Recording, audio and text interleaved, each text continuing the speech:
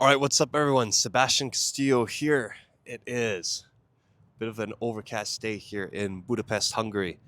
As we can see, we have clouds all over, and you can see, I believe this side is called Buda, and the side I'm on right now is called Pest because it was divided by the river. And you can check out the Parliament building in the back there.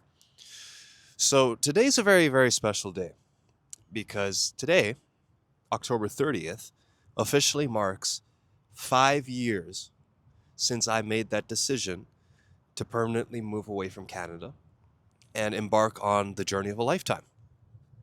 Now, if you've watched my channel and you already know a little bit about me, then you're aware that this wasn't my first foray into international travel. I was living in China for about 4 years in the past. But this time is different because I didn't have a scholarship or family help or anything like that to kind of carry me through. It was just me. And again, you can go through my past videos, you can kind of get a first-hand look at my journey, my progression from being broke, living in Mexico, having, $250 worth of rent to pay every month, living in not exactly the barrio, not the hood or the neighborhood in Mexico, but living amongst local Mexicans. So living a very local kind of lifestyle to being here, going, traveling through different countries in Europe, Latin America, being relatively free and making a pretty decent chunk of change. But I'd be lying if I were to say that I have gone anywhere near the level that I was anticipating and the goals that I have. The funny thing about that is the further along you get, the bigger your goals get. You meet people, you see what's possible, you go to different places, and it continues to push the boundaries and expand the limits of what you previously thought was high level. Back in the day, when I was paying $250 a month in rent and maybe 200 something in food, being able to earn $3,000-4,000 on the internet a month sounded like a dream come true. Fast forward to now, and that's a bad month, to put it lightly. So it's not to say that you have to start spending more money, but especially in 2025, it's hard to deny the fact that having a certain amount of money gives you a certain quality of life.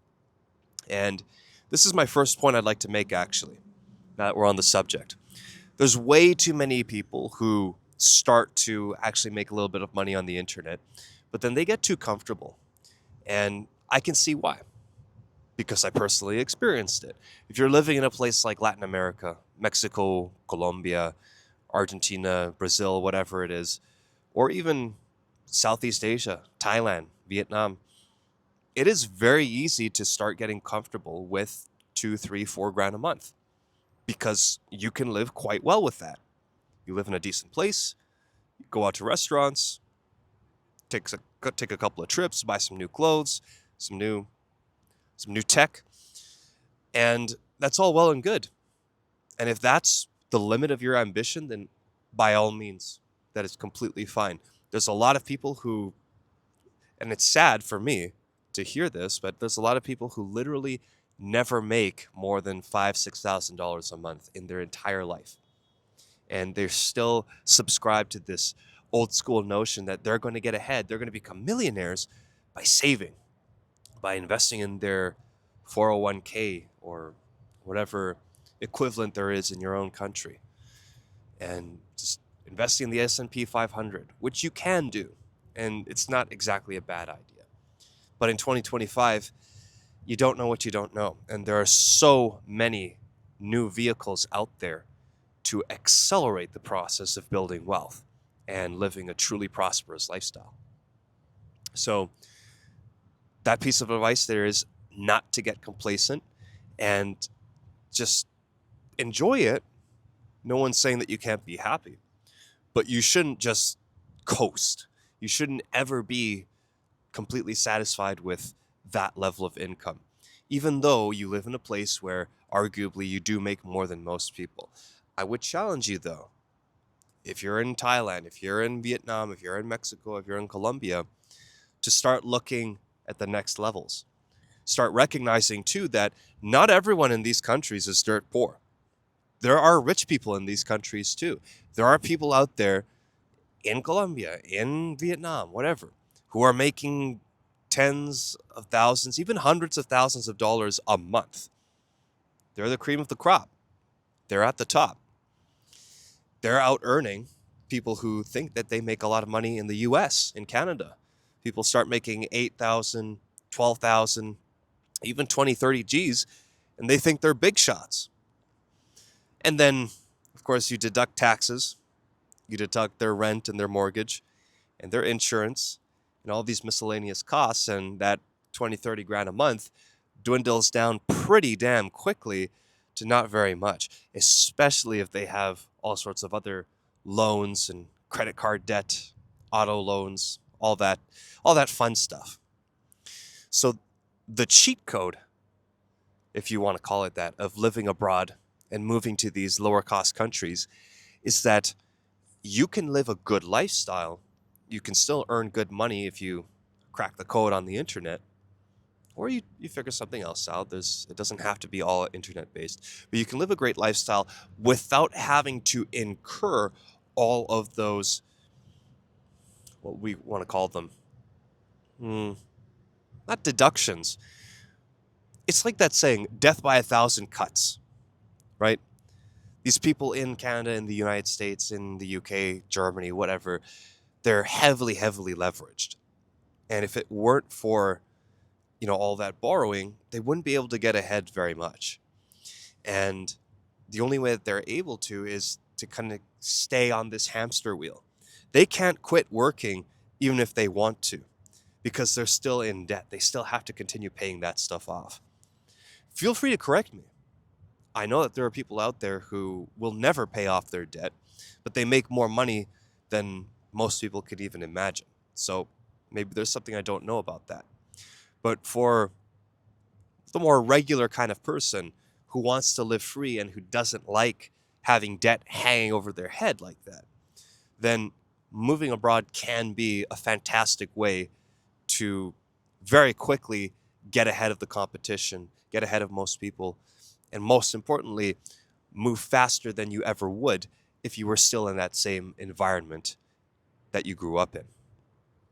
Okay, so that's point number one. That's the biggest one. Point number two, slightly deviated, is YouTube is not really a good source of information anymore. In fact, most of these social media platforms, and you've heard this before, are dictated by the algorithm. And in a sense, it is supposed to be there to help you.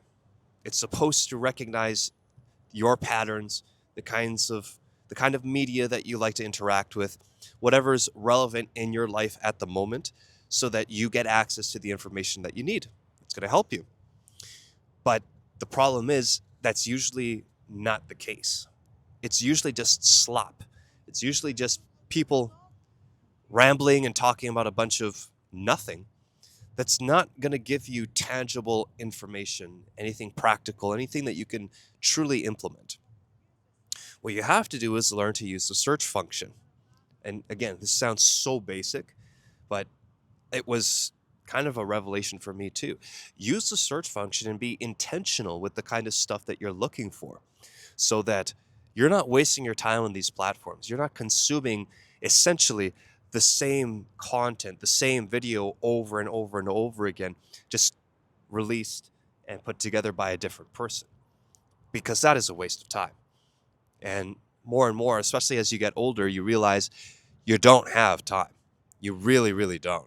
With everything that's going on with AI, with inflation, and even just the general attitudes of people. I still meet plenty of great people, don't get me wrong. Lots of people who are positive, who are happy, who are living a great life. And you want to surround yourself with these kinds of people, as long as they're not delusional. But on the flip side, it is it is unknown to me how the average person working a job is even getting by these days. It's unthinkable. I mean, and then we're not talking about the good jobs where you're making 100K, 150K a year working at a tech company or something. And I can't really speak on those things because I'm not involved in that world. I'm talking about just the people who work labor or work in a grocery store or something like that. It is truly unknown to me how these people are making ends meet. And even if they are, how they're able to progress past that, because last I checked, life is a lot more than just making ends meet. It's a lot more than just paying your bills and then having a few $100 left over at the end of the month to eat out or to buy a video game or just some mundane crap like that. You know, I'm not saying anyone has to come and emulate my lifestyle, not by any means, but it's pretty cool to go and travel to different countries, stay in nice places, go out to restaurants, go to events, meet cool people, meet girls, go out to the bars, the club, to multiple nights a week, and have money coming in greater and greater amounts each and every month. So that's possible. Okay. And then that leads me into my third point, the most important one that ties everything here together, commemorating my 5th year living outside of Canada. It's that you don't know what you don't know, and whatever goals you think you have right now, they're they're going to pale in comparison to what you discover about yourself later on. But that's not without a bunch of hard work. And I know people harp on this and they say you got to work hard and so on and so forth. People underestimate how much work goes into all of this. And we're not even just talking about the hours and the mental focus and learning skills to be able to produce income or get yourself ahead in various areas of life. We're talking about the emotional ups and downs involved in the journey.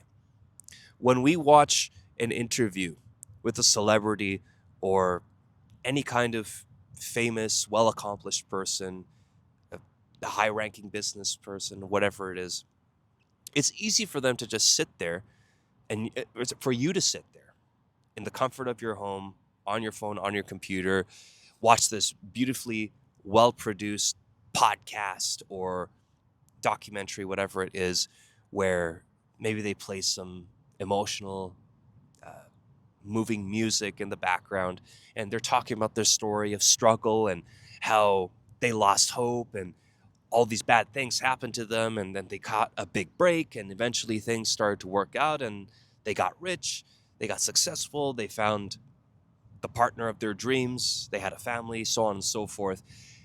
It's everybody loves a good story, but that's what it's broken down and it's diluted for the masses.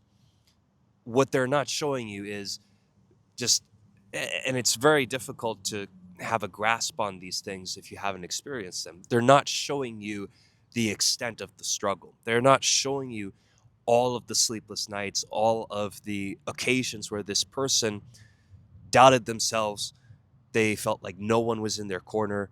They felt stupid. They felt like they had made a massive mistake in their life, that they are bringing shame to themselves, to their families, that they've let everyone down. And in some cases, even where they felt suicidal, where I'm not sure if I'm allowed to say that on YouTube or not, where they felt like deleting themselves.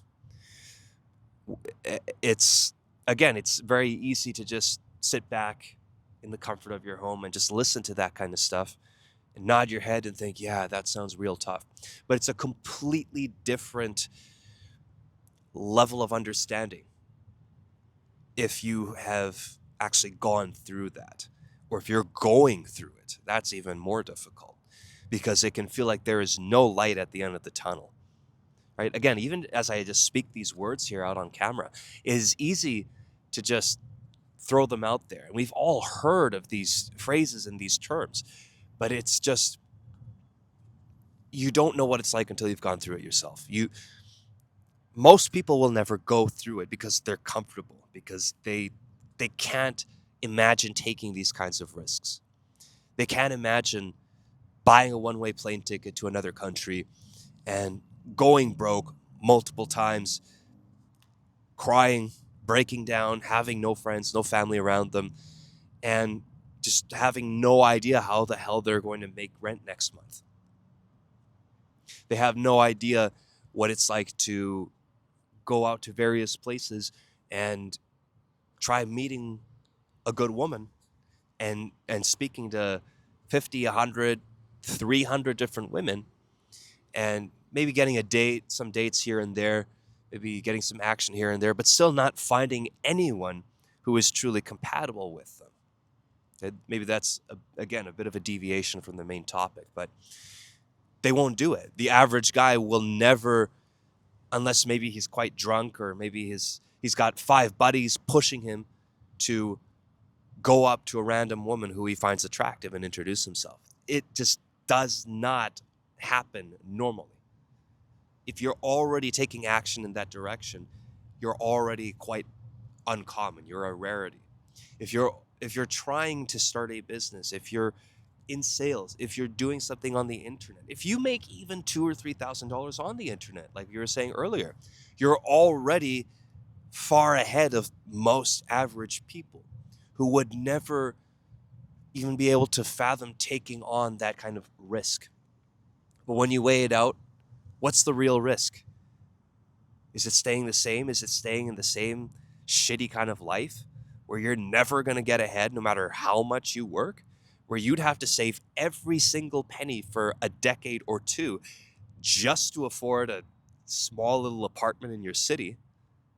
Or is it a bigger risk to notice what other people are doing to be successful in this new day and age and take a stab at it and really give it a good effort, set aside time, become a new person, do the difficult work of self-development, not just reading a couple of books, but actually going against your primal lizard brain that wants to keep you safe, wants to keep you comfortable, and doing the hard stuff, doing the stuff that's boring or that is physically painful, going out to the gym, pushing yourself to your limit, emotionally painful, getting rejected by 10, 20 different girls at the club or in the daytime, whatever it is.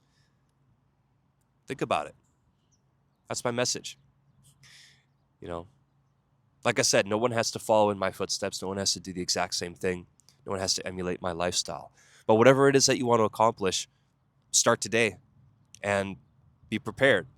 If you're signing up for an unconventional lifestyle, be prepared for unconventional challenges. Be prepared for the massive highs and lows. And don't complain, because that's what you signed up for. But the funny thing is, if you can get through that when most people can't, you'll get the life that most people can't have.